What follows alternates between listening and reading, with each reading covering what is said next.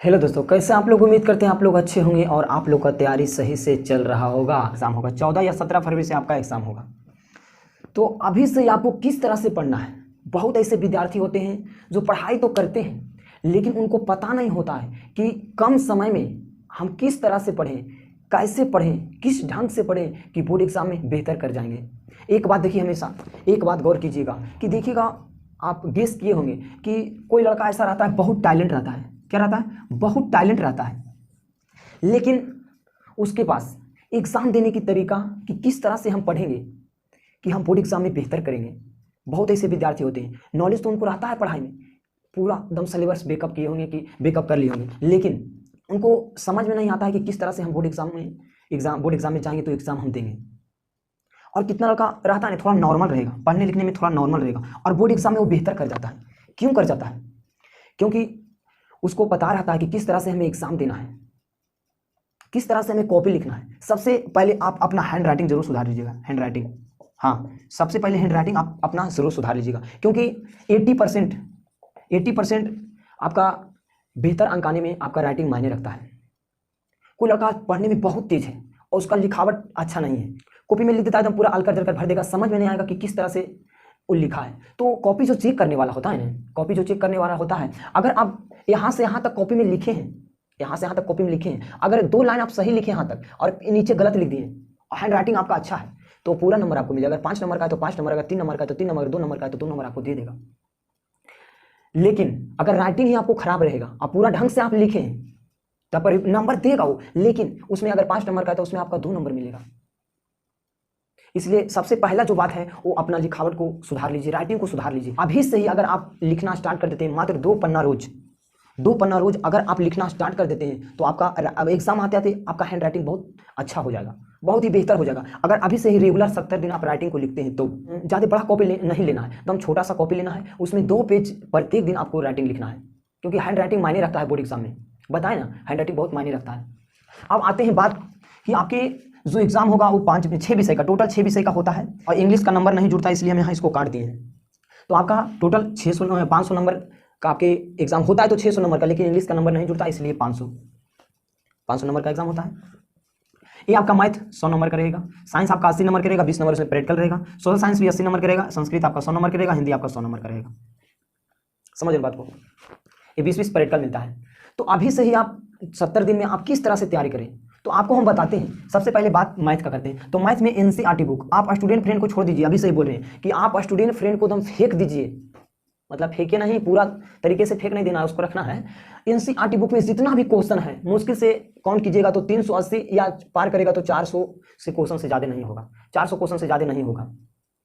8 से 10 क्वेश्चन, कम से कम 8 क्वेश्चन को बनाइए ना, 8 से 10 क्वेश्चन को बनाइए तो आपका बेकअप हो जाएगा। और आपको पता होगा कि एनसीईआरटी बुक कहीं से क्वेश्चन नहीं आएगा, कहीं से क्वेश्चन नहीं रहता है। टोटल आपका मैथ में जो रहता है एनसीईआरटी बुक से ही क्वेश्चन रहता है।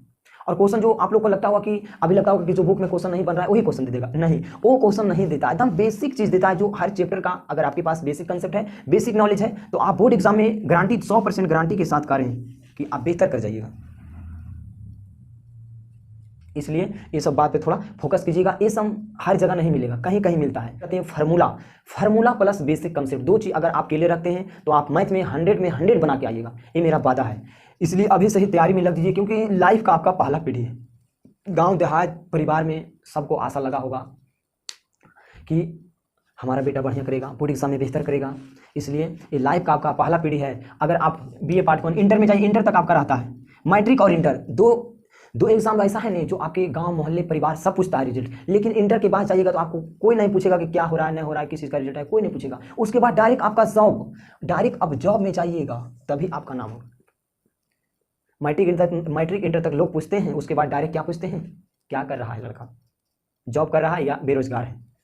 इसलिए अगर आप मैट्रिक और इंटर, टोटल आपका इंटर 2 साल का, मैट्रिक 1 साल का, टोटल अगर आप 3 साल अच्छे से मेहनत कर देते हैं, 3 साल अगर आप अच्छे से मेहनत कर देते हैं तो आपका भविष्य बदल जाएगा। यही सब लड़का 10th और 12th में लड़का भटक जाता है, वो भी किसके पीछे, नारियों के पीछे। कहाँ भटक जाता है? वो नारी के पीछे भटक जाता है, इसी में ही रास्ता आपका चेंज होता है।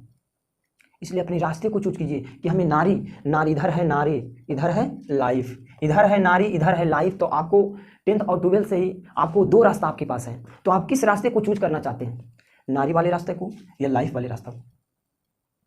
अगर आप नारी वाले रास्ता को चूज करते हैं तो आप बेरोजगार रह जाइएगा। क्या रह जाइएगा? बेरोजगार रह जाइएगा। अगर आप अपनी लाइफ को देखना चाहते हैं तो आप लाइफ में, अगर लाइफ की ओर अगर आप बढ़ते हैं तो अपनी ज़िंदगी के बारे में सोचते हैं कि हम आगे ज़िंदगी में क्या करेंगे। बस आपके पास दो ही रास्ता आपके पास सही है, खुद अपनी लाइफ के बारे में सोचना, इधर एक नारी के बारे में सोचना। इसलिए पढ़ाई पे फोकस कीजिए, क्योंकि पढ़ाई एक ऐसा चीज़ है जो आपको अच्छे मुकाम तक पहुंचा सकता है। इसलिए पढ़ाई से घबराइए नहीं। और हाँ, एक बात और बोल रहे हैं, अगर आपको पढ़ने में मन नहीं लगता है, बिल्कुल मन ही नहीं करता है कि हमको कुछ समझ ही नहीं आता है, नहीं पढ़ेंगे, इच्छा ही नहीं करता है, तो अभी से ये रास्ता आप चेंज कर सकते हैं। कि आपको दिल कहेगा, आपको दिल कहता होगा कि हम इस काम को हमको करना है, हमें एक काम को करना है, तो आपको जो इच्छा कर रहा है उसी काम को कीजिए। हाँ, वही काम कीजिए जो आपको दिल कर रहा है। ऐसा नहीं दबाव में आके पढ़ाई कर लेना है, तो दबाव में पढ़ाई नहीं होता है, इस बात जान लो। कभी भी दबाव में पढ़ाई मत करना, क्योंकि ना उधर कर पाओगे कुछ, ना इधर कर पाओगे कुछ, बीच बीच में रास्ता रह जाएगा। इसलिए जो आपका दिल कहता है उसी काम को कीजिए, वही काम कीजिए। हाँ, इस सब बात पे थोड़ा फोकस कीजिएगा। तो अब आ गया साइंस का बात। तो साइंस में हमें वही पढ़ना है, साइंस में हमें वही पढ़ना है जो प्रीवियस ईयर 4 साल से क्वेश्चन पूछता आ रहा हो। 4 साल से क्वेश्चन, अब आपके पास टाइम नहीं कि पूरा आप सिलेबस पढ़िएगा। आपको जो 4 साल से लगातार क्वेश्चन, 5 साल से लगातार क्वेश्चन जो पूछ रहा है, मॉडल सेट आ गया होगा, उसी से आप प्रत्येक दिन उस क्वेश्चन को रटिए। मतलब 5 से 6 क्वेश्चन आप प्रत्येक दिन रटिए। अभी से दम लग जाइए अब रट्टा में, क्योंकि रट्टा के बिना कुछ नहीं होगा। समझ समझ के पढ़ना है और रट के भी पढ़ना है, क्योंकि दोनों काम करेगा उसमें। तो 5 से 6 क्वेश्चन इससे भी, 5 से 7-8 क्वेश्चन इससे भी, और टोटल तो ये याद करने वाला चीज़ है किस तरह से। और हाँ, हिंदी में जितना व्याकरण होगा वो हम टोटल बता देंगे। और हाँ, 2 से 3 दिन में आपका साइंस का मोस्ट VVI क्वेश्चन जाएगा, जो आपके बोर्ड एग्जाम में पूछने वाला क्वेश्चन रहेगा वही बताएंगे, विशेष कुछ नहीं कि डायरेक्ट हम जो बताएं आपके बोर्ड एग्जाम में वही क्वेश्चन आ जाए। वो क्वेश्चन लेकर के आ रहे हैं। बस 2 से 3 दिन में आपका क्वेश्चन आने लगेगा VVI, और हिंदी में ग्रामर करवा देंगे। टोटल तो मतलब पढ़ा नहीं सकते क्योंकि टाइम बहुत कम है, हमें भी पढ़ना पड़ता है। इसलिए आपको मैथ तो आप बता दें कि NCERT से पढ़ लीजिएगा, और आपका टोटल 500 नंबर करेगा। और हाँ, एक बात इधर है, फर्स्ट सेकेंड थर्ड फेल। अगर आप फर्स्ट करते हैं तो आप समझ लीजिए कि आपको कितना इज्जत मिलेगा। सेकेंड करते हैं तो उससे थोड़ा, थर्ड करते हैं तो थर्ड और फेल दोनों आपस में बराबर है। कहिएगा कैसे? थर्ड, कोई कहेगा अरे फलाना बेटा थर्ड आ गया, नहीं पढ़ो लिखो, फलाना बेटा फर्स्ट आ गया, अरे पढ़ता था। अगर नहीं भी पढ़ रहा है, अगर रिजल्ट उसका बेहतर आ गया तो इसका बड़प्पन होगा। अगर आप पढ़ते भी हैं, अगर आप थर्ड हो जाते हैं, फेल हो जाते हैं, तो आपको वहां पर आप पढ़ते हैं या नहीं पढ़ते वो नहीं दिखता है समाज। अगर आप नहीं पढ़ते तो एग्जाम में बेहतर कर जाइएगा तो आपको कहेगा हाँ पढ़ता होगा। इसलिए इस सब बात पर थोड़ा गौर कीजिए, और पढ़ाई को अपना बरकरार दम रात दिन एक कर देना है कि हमको दम बेहतर करना है, बोर्ड एग्जाम में बेहतर करना है तो करना है।